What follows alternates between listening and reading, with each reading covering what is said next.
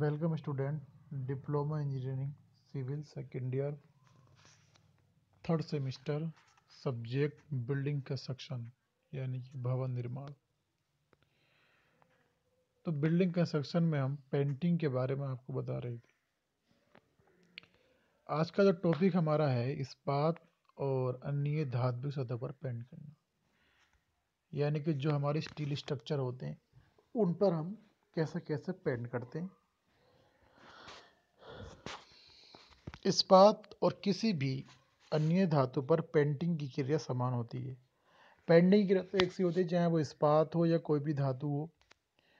ये surface paint को सोखती नहीं है, जिससे इन पर पेंट की खपत कम होती है, क्योंकि धातु पे जितना भी आप पेंट करोगे तो ये बहुत कम सोखता है। इन पर पेंट करना आसान होता है और इस पेंटिंग को भी निम्न दो भागों में बांटा जा सकता है।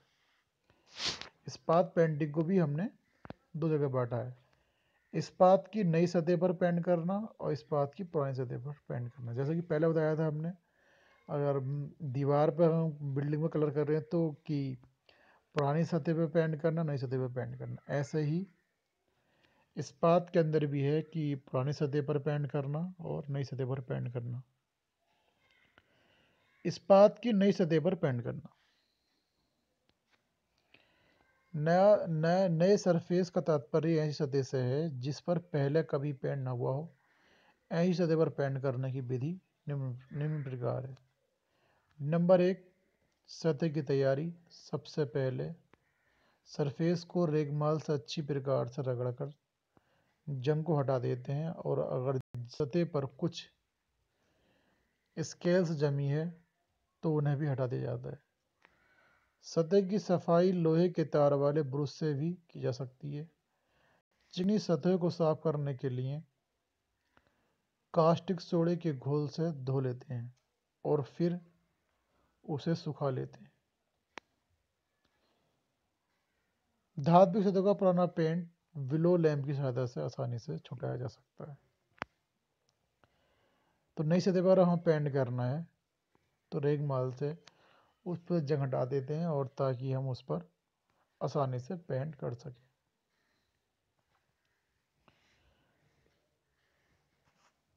प्रथम कोट लगाना, प्राइमिंग और फर्स्ट कोट। सरफेस को तैयार करने के लिए उस पर अस्तर कोट लगाया जाता है, प्राइमिंग कोट लगाया जाता है। अस्तर कोट के लिए लोहे के ऑक्साइड में अलसी का तेल मिलाकर घोल तैयार किया जाता है। यह घोल जंगरोधी होता है। यानी कि जो प्राइमिंग कोट करते हैं, प्राइमिंग कोट का मतलब होता है कि हम सबसे पहले किसी भी, चाहे वो ब्रिक मैसनरी हो चाहे वो हमारा स्टील स्ट्रक्चर हो, जब हम कोट लगाते हैं तो पहला कोट लगाते हैं ताकि वो सही तरीके से उस पर हो सके। अब जैसे उन्होंने बताया कि अस्तर कोट के लिए लोहे के ऑक्साइड में अलसी का तेल मिलाकर घोल तैयार किया जाता है। यह घोल जंगरोधी होता है। तो जो जंगरोधी घोल होता है हमारा, तो हम इस पे लगाते हैं ताकि हमारा जो सिस्टम है उस पर जंग ना आने दे। तो प्राइमरिंग कोट से क्या है कि प्राइमरिंग कोट से हमारे स्टील स्ट्रक्चर पर जंग ना लगे। कोट लगाने के बाद सरफेस पर दूसरा कोट लगाया जाता है। धात्विक सतह पर दो कोट ही पर्याप्त रहते हैं, यानी कि जो भी हमारे पास धात्विक मतलब जो मेटल है, जो हमारा स्टील स्ट्रक्चर है या ये आयरन स्ट्रक्चर है, जब हम इस पर दो कोट ही काफ़ी होते हैं, और ये आवश्यक है कि तीसरा कोट भी किया जा सकता है। पहली चीज़ तो यह है कि आपने प्राइमिंग कोट किया, उसके बाद सेकंड कोट फिनिशिंग कोट हो जाता है। अगर सेकंड कोट में भी कुछ प्रॉब्लम आती है तो हम तीसरा कोट भी लगा देते हैं। इस्पात की पुरानी सतह से पेंट करना। इस्पात की पुरानी सतह यानी कि जो हमारी इस्पात की जो पुरानी सतह है, अगर पुरानी सरफेस का तात्पर्य ऐसी सतह से है जिस पर पहले कभी पेंट ना हुआ हो। पहले पेंट के खराब हो जाने पर उस पर पुनः पेंट किया जाता है, और पुरानी सतह से पर पेंट करने की विधि निम्न प्रकार। तो पुरानी सतह का मतलब ये होता है कि पुरानी सतह पर पेंट करना। पुरानी सतह का तात्पर्य ऐसी सतह है जिस पर पहले कभी पेंट हो चुका हो। तो पुराने का मतलब ये नहीं है कि आप बहुत पुरानी स्टील स्ट्रक्चर हो गई है या आयरन स्ट्रक्चर हो गई है या हमारी मेटल, बट वो ये है कि उस पर पहले कभी कलर ना करो तो वो हमारी पुरानी सतह कहलाती है। पहले पेंट पर के खराब हो जाने पर उस पर पुनः पेंट किया जाता है, मगर पुरानी सतह पर पेंट करने की विधि निम्न प्रकार है। नंबर 1, सतह की तैयारी।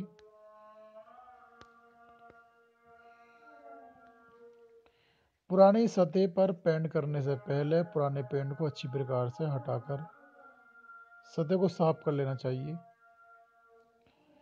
ताकि पहला वाला पेंट रहने से जो नया पेंट हम लगाते हैं तो उसकी स्ट्रेंथ कम हो जाती है। इसलिए सरफेस हमें सही तरीके से सफ़ा कर लेनी चाहिए, क्योंकि पेंट ही अगर पहला वाला रह जाएगा तो फिर हमारे पेंट पे इतना अच्छे तरीके से दूसरा पेंट नहीं पकड़ मजबूत कर पाएगा। पेंट करने की सीरियस क्रिया नई सतह पर पेंट करने के समान है।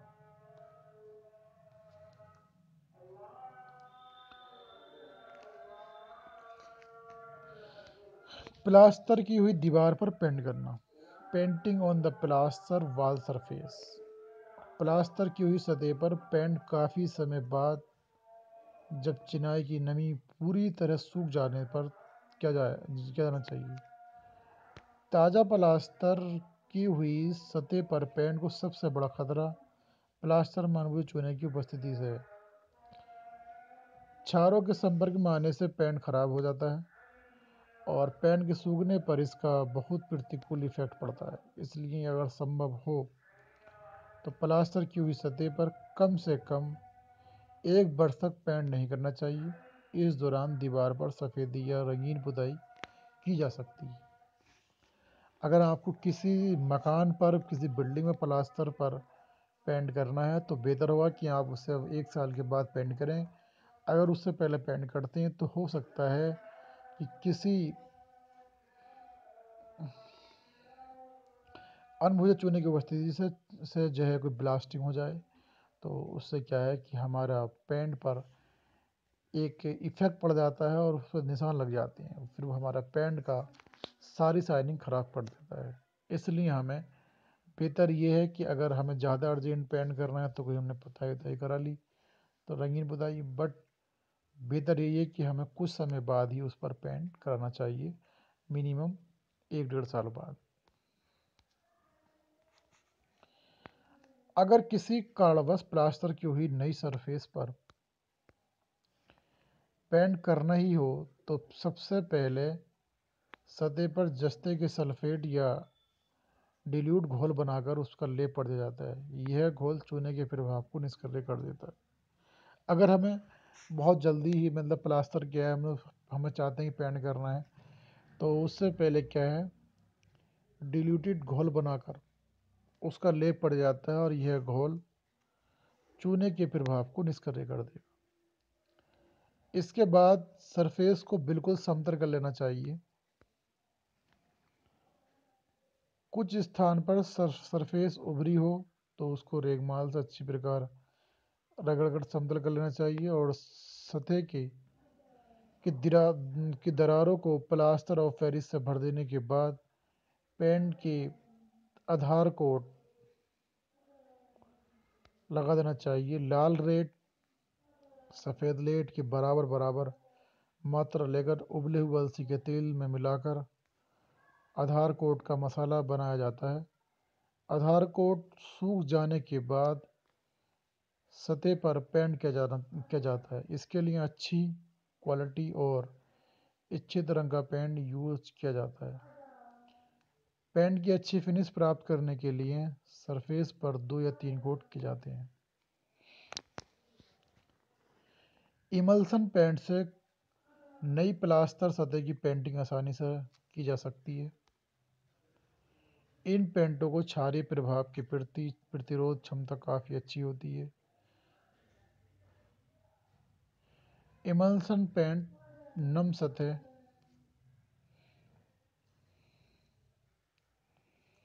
पेंट को हटाना यानी कि रिमूवल ऑफ पेंट।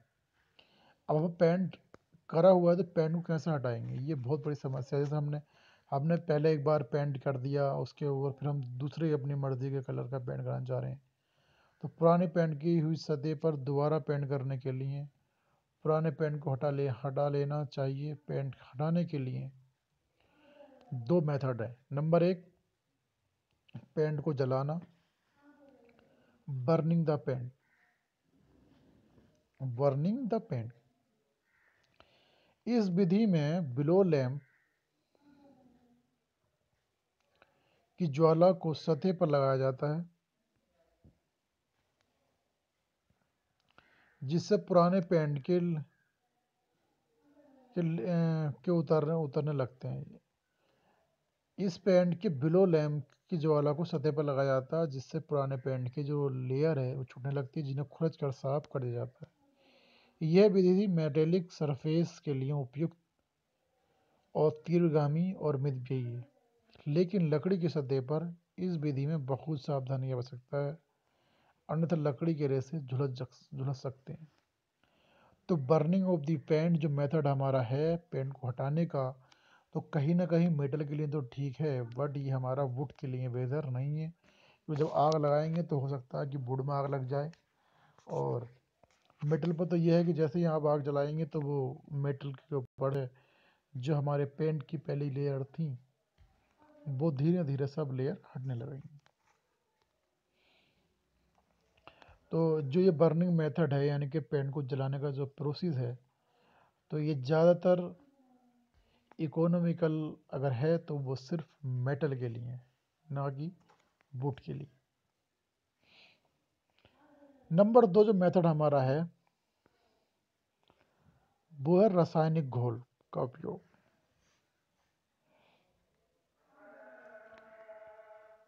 इस विधि से पेंट हटाने के लिए निम्न रासायनिक घोल यूज किए जाते हैं। नंबर 1, सनलाइट साबुन। पोटास और कली चूने को बार बार मात्रा में लेकर उससे गर्म पानी में घोल बनाया जाता है।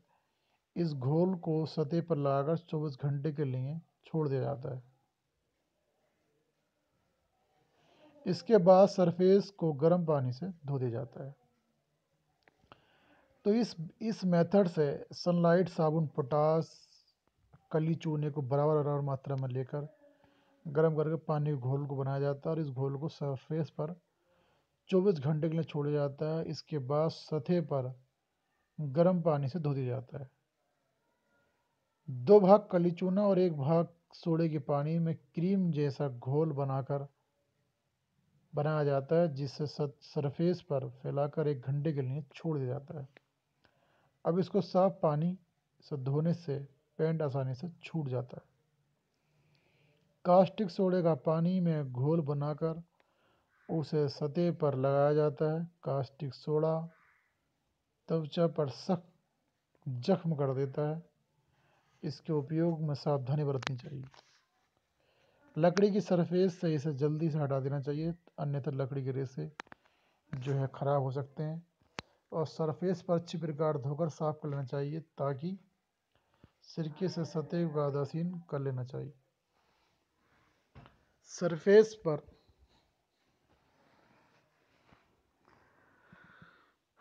नेपता का बार बार तब तक लेप किया जाता है जब तक कि पेंट सॉफ्ट न हो जाए, तब इसको रगड़ कर सतह को साफ कर लिया जाता है।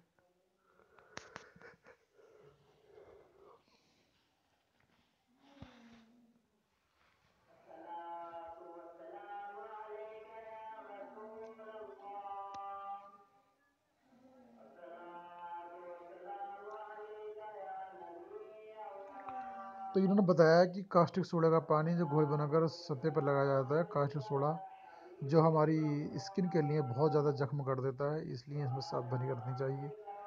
और लकड़ी की सतह से भी जल्दी हटा लेते हैं, ताकि क्योंकि लकड़ी की सतह भी खराब हो जाती है।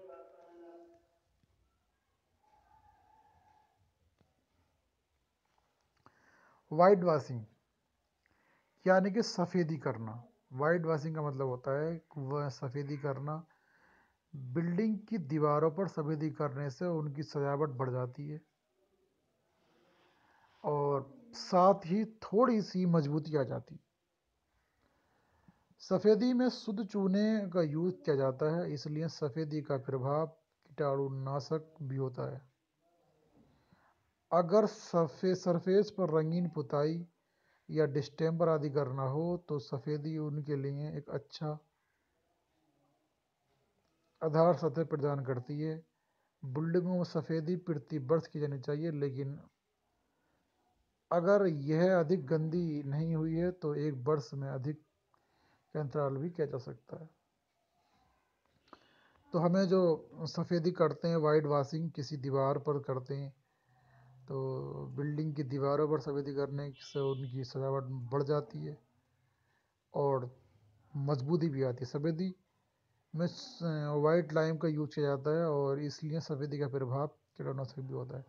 जब हम कोई भी सफ़ेदी करते हैं और लाइम का इस्तेमाल करते हैं तो कहीं ना कहीं कीटाणुओं का भी जो इफेक्ट कम हो जाता है।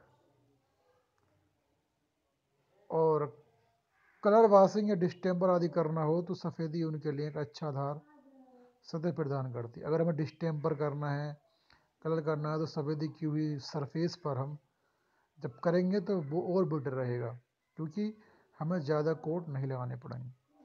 बिल्डिंग में सफ़ेदी प्रतिवर्ष की जानी चाहिए, लेकिन यह अगर गंदा नहीं हुआ है तो हम एक वर्ष से भी ज़्यादा के समय तक वाइट वॉशिंग कर सकते हैं।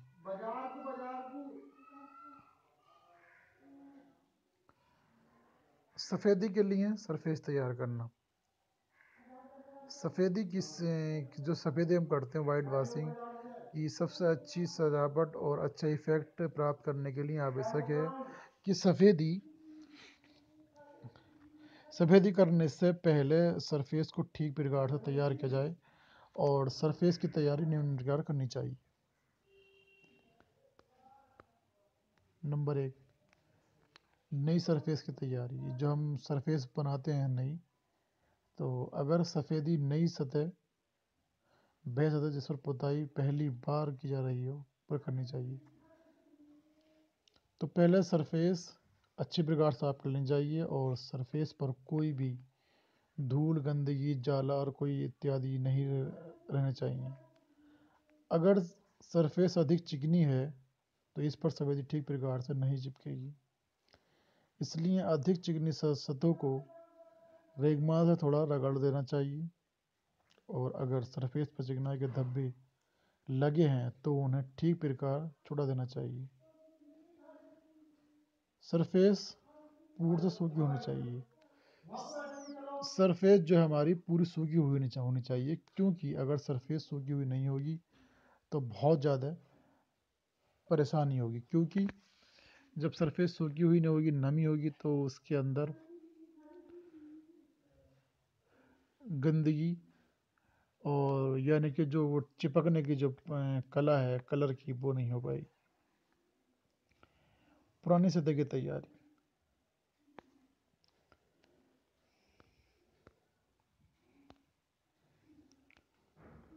वह सरफेस जिस पर पहले कभी भी सफ़ेदी हो चुकी हो पुरानी सतह कहलाती है।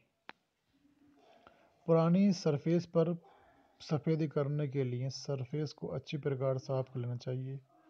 अगर पुरानी सफ़ेदी उखड़ गई हो तो इस सफ़ेदी को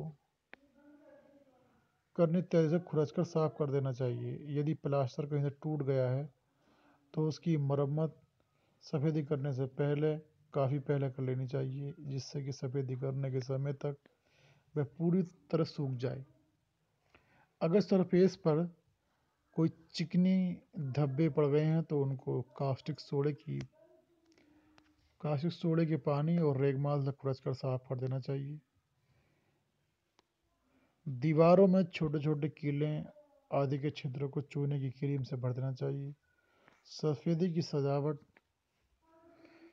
सरफेस की ठीक तैयारी पर काफ़ी सीमा तक निर्भर करती है और यह सरफेस की तैयारी में कंप्लीट सावधानी बरतनी चाहिए।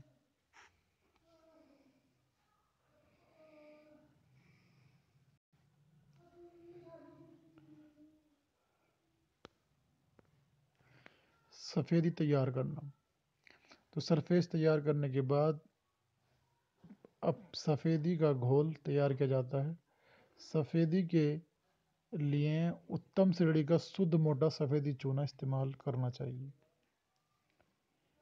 जिस दिन सफ़ेदी करनी हो तो उससे पहले दिन शाम को चूने पत्थर को किसी ड्रम में पानी में डाल दिया जाता है। पानी में चूना बुझता है और बुझने की क्रिया में काफ़ी ऊष्मा निकलती है। चूना पत्थर पाउडर में टूटकर आयतन में बढ़ता है। अगर चूने को सफ़ेदी करने के समय भी भिगोया जाता है तो सफ़ेदी करते समय जब घोल शरीर पर पड़ जाता है तो शरीर पर छाले पड़ जाते हैं और घोल को अच्छी प्रकार किसी लकड़ी के डंडे से चलाया जाता है और अगले दिन घोल में पर्याप्त पानी डालकर ठीक कंसिस्टेंसी का घोल तैयार कर लिया जाता है और घोल की किसी मोटे कपड़े में छान लिया जाता है। छानने से चूने पत्थर की छोटी छोटी रोड़ियाँ अलग हो जाती हैं। ये आपने काफ़ी हद तक देखा होगा जिनके घरों में पेंट होता है। तो ये सारे प्रोसेस होते हैं कि हम सबसे पहले जो मार्केट से चूना लेकर आते हैं तो किसी एक टब में या किसी पर्टिकुलर जगह पर उसको एक होद में चूने को बुझाते हैं और बुझाने के बाद में फिर अगले दिन उसको छाना जाता है।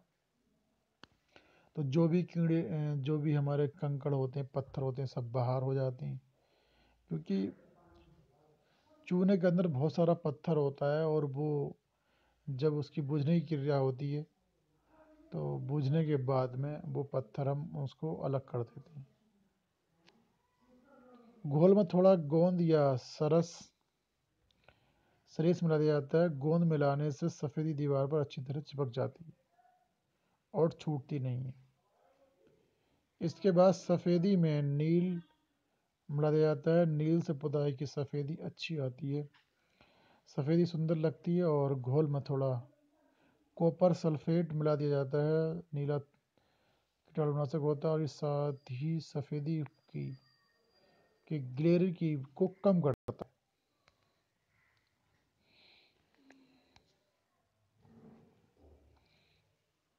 100 स्क्वायर मीटर सरफेस पर एक कोट सफ़ेदी करने के लिए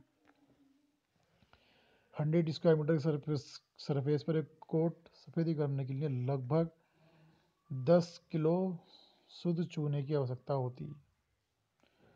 गोंद, नील और नीला थोथा विवेकानुसार मिलाए जाते हैं। नील केवल अंतिम कोट के लिए घोल में ही मिलाया जाता है। एक कमरे के लिए घोल की पर्याप्त मात्रा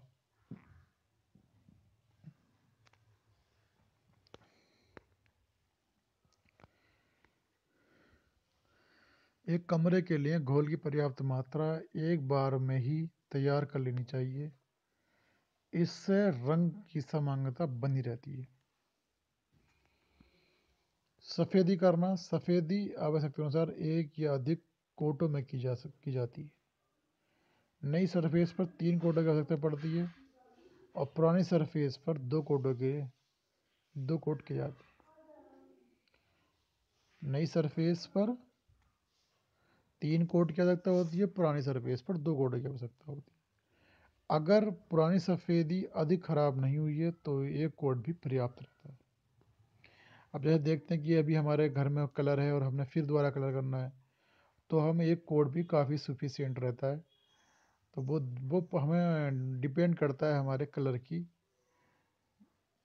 ब्राइटनेस के ऊपर कि वो कितना चमकीला है या कोई धब्बा या कोई उस पर रोक तो नहीं लगा है। एक कोट में कूंची एक बार ऊपर से नीचे या नीचे से ऊपर, दाएं से बाएं, बाएं से दाएं चलाई जाती है।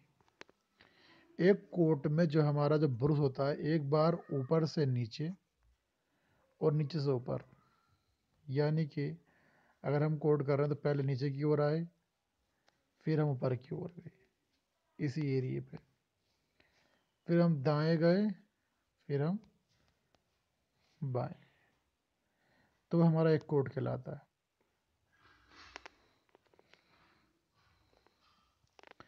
एक बार ऊपर से नीचे और नीचे से ऊपर और बाएं, फिर दाएं से बाएं, बाएं से दाएं चलाई जाती है कोई कोट करने से पहले उससे पूर्व का कोट पूर्ण सूख जाना चाहिए। गीले कोट पर ही दूसरा कोट करने से सफ़ेदी में चमक नहीं आती है। सफ़ेदी आरंभ करने से पहले सब सामानों को हटा दिया जाता है। भारी सामानों पर कोई पुराना कपड़ा, ये तो सब सिंपल सी बात है कि जब कलर करते हैं तो वो जो भी चीज़ें एक्स्ट्रा रखी हैं घर में वो हम सबको सेफ्टी से रखना चाहिए। बट जब हम एक कोट करते हैं तो एक कोट करते समय हमारी कूंची अप डाउन लेफ़्ट राइट ज़रूर होनी चाहिए। तो ये सब हमारा सफ़ेदी करने के तरीके थे। तो इस लेक्चर में इतना ही। Thank you class.